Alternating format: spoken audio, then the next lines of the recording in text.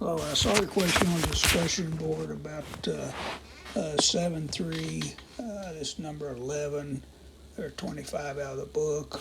I thought I'd just get you started on it. You are given data with this one. The StatCrunch is a very nice tool to use for the latter parts of it, but for this first part, we don't really need it. Employee Information Service claims a mean annual salary. So it says mean, and so the parameter we're looking at is mean for the population. For senior management against engineers is 95,000. So they're saying, it equals 95,000, and that is the claim. The claim is a null hypothesis, which is H sub 0.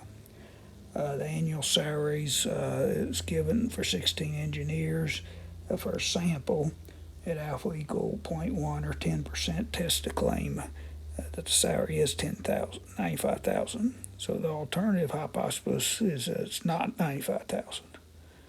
And so, I guess they assume the population is normal distributed.